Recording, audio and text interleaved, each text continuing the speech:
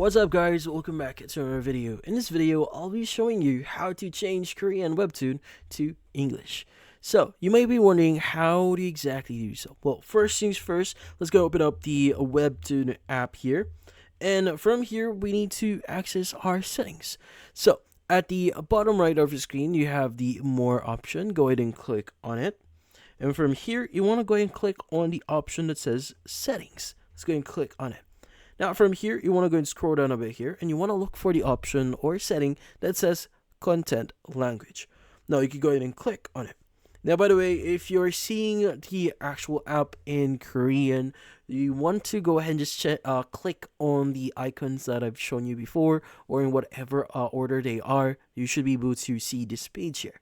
Now, what you need to do here is you want to go ahead and click on the language or Korean language you're using. So for example, if you're using Korean, it will show as Korean, or in the Korean language here. Go ahead and click on it, and you just want to go ahead and choose English. Now, once you've done that, it should change your current UI into English.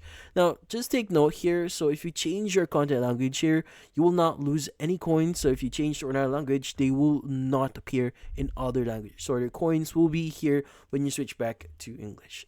But yeah, so in this case, that's about it. So if you found this video helpful, don't forget to leave a like or maybe subscribe to our channel. Thank you for watching.